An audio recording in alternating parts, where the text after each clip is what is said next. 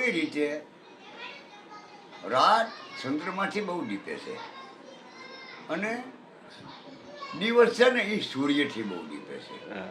એમ દાસ હોય ને એ હરિની ભક્તિથી બહુ દીપે છે. પણ ભક્તિ પછી છે ને જ્ઞાન હોય તો દીપે. જ્ઞાન વૈયાના મંજીરા વગેરે કાંઈ વળતું નથી. હા, અને એ જ્ઞાન થયું પણ એનું ધ્યાન ન લાગે તો એ જ્ઞાને લાગ્યું શું કામનું? પરમપદનું ધ્યાન લાગી જવું જોઈએ.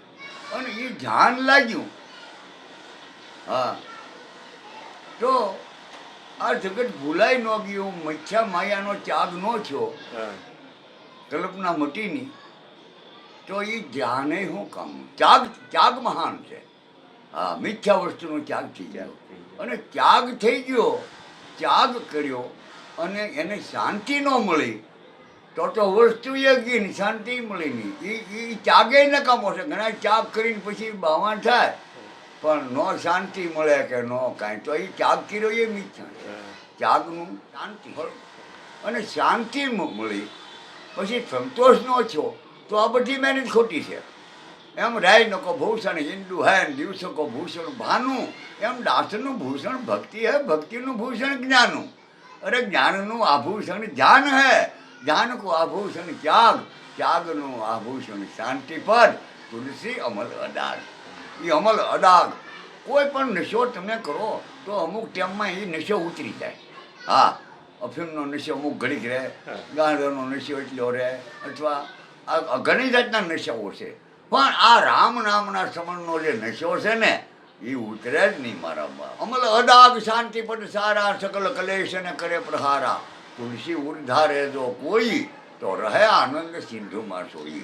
એ આનંદ સ્વરૂપ બની જાય છે. સંતોષ થયા પછી આનંદ જ આવે છે.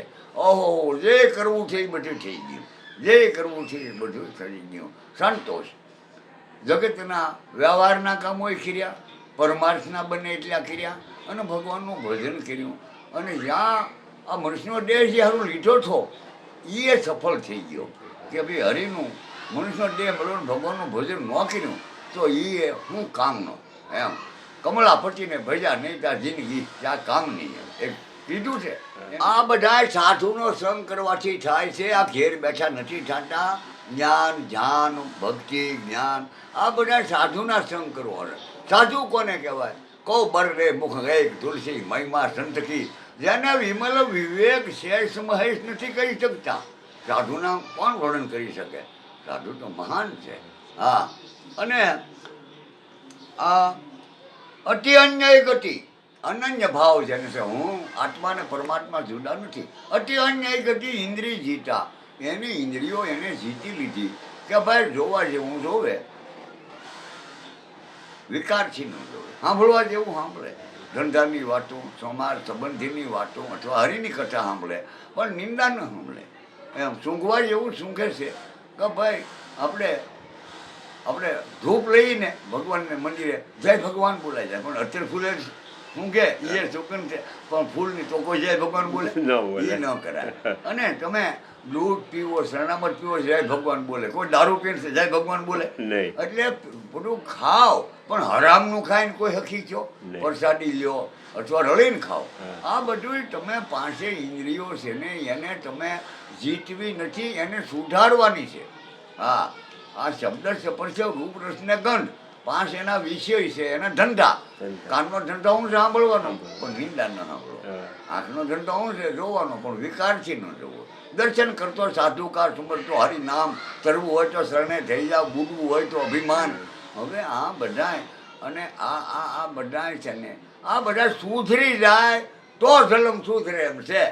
હવે એ બધું એમનો અંદર ભીતરમાં બધું ભંગાર ભર્યો અને બહાર તિલક કરે.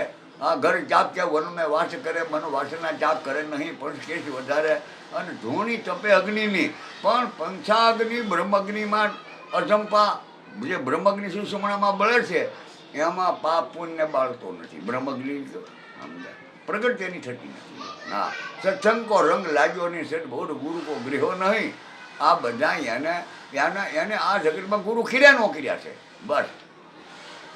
અને અતિ અન્યાય ગતિ ઇન્દ્રિય જીતા જાકો હરિબીનું કબહુનું સીતા મૃગ તૃષ્ણા શ્યામ જય જગ જાની સંત એ જોઈએ સંતની શાની સંતની કોને કહે કે ભાઈ મૃગ ચૈત્ર મહિનામાં આ સૂર્યના તાપથી મૃગજળ લહરીયું થાય દિનકર ડાળે એમાં પશુ પસાડે પાય પીવા કા રેલાય પાણીના લોટ વળાવે ત્યાં રાત તડકો જ હોય કાંઈ ન હોય એમ આમાં આપણે ભણીને સખી થવું પછી કંઈ નોકરી મળે સખી થવું લગ્ન થાય એટલે સખી થવું છોકરા થાય એટલે પછી વાંધો નહીં એના સંબંધ થઈ જાય પછી વાંધો નહીં હવે કે બહાર થાય નોખા થઈ જાય ઠાનું હવે એ ત્યાં કહેવાય મને હબાકા આવે પણ આખી જિંદગીમાં હખી ન છો આ કરવું આ કરવું આ કરવું ભગવાનનું ભજન જીવાત રાતને ભજ્યો નહીં અને બીજા હારું ઉજાગરા કરી કરીને મરી ગયો હા અને આ સંત છે ને શીલ કહની સબકી સહની કહની હૈમુખ નામ સંતના લક્ષણ કેવા હોય શીલ ગ્રહણ કરવું એટલે વચન ચૂકવું નહીં વચન વિચારી પગ ભરે વચન વિચારી બોલે બોલ વચન વિચારી વર્તન કરે વેલા વચન વસ્તુનું બોલે હા શીલ ગહની સબકી સહની હા અજ્ઞાની બોલે ના વાર્તા ન કરે હા શીલ ગહની સબકી સહની શીલ ગ્રહણ કરવું એટલે જે એનું સમાન વચન ચૂકવું નહીં હા અને સબકી સહની કહની અહીં મુખરામ તુલસી એ રેણી રહની તો કોઈ સંત પુરુષોના કામ બાકી બધાને પુત્ર ધન અને પ્રતિષ્ઠા જોવે છે મુખથી કોઈને જોતી નથી વે હણગારીને બધા રખડે છે હા અને રાગદ્રેશ કી જેની અગ્નિ પૂજાની સકલ કામ વાસના નશાની તુલસી ભૂલી ગયો ભોગ સુખ જેહા એ જન પ્રગટ રામ કી દેહા આ મનને રાજી કરવામાં ઢોળા આવી જાય તો મન કાંઈ રાજી થતું નથી આ ખાઈ તો હારું આ ભોગવી તો હારું અહીંયા જાઈ તો હારું આ તોય ખેડ નહીં રહ્યો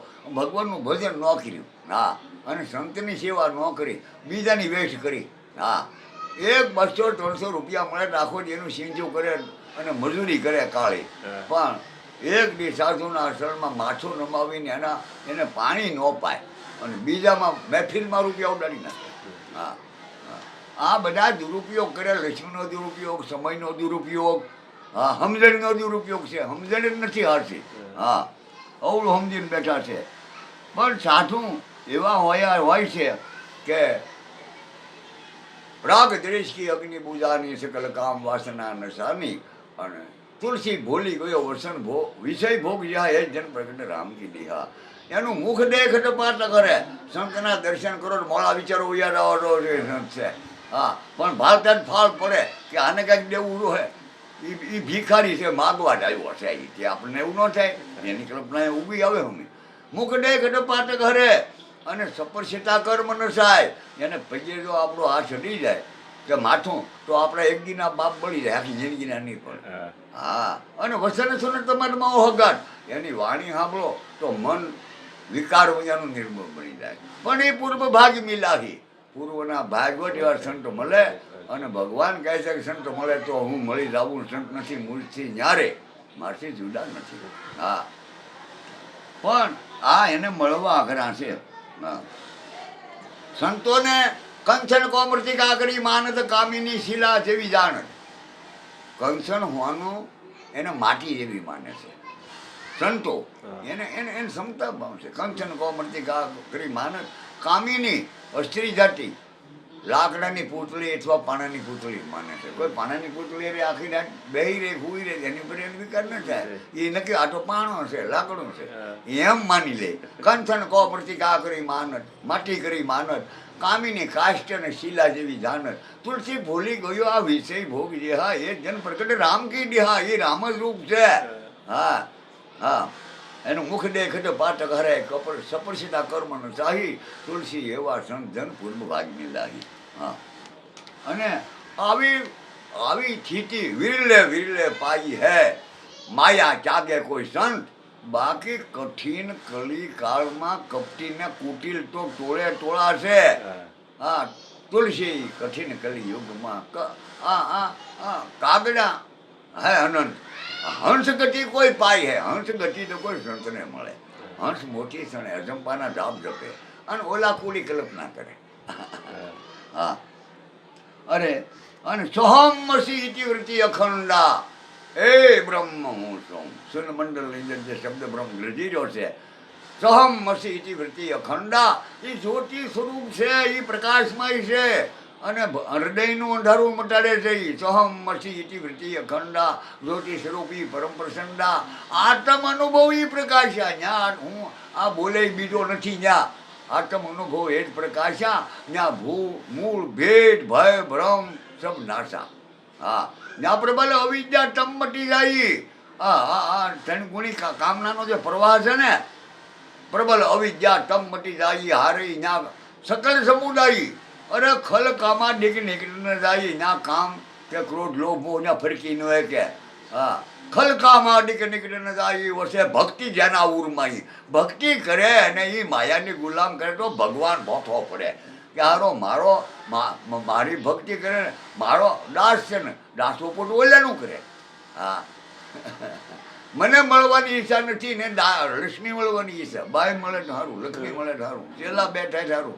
એટલે બાઈ શેલા કરી કે પહેલા કરે અધોગતિ રાહ વિચાર કરી લે, તને જીવાડનારને ભજી લે. બાપાની જય.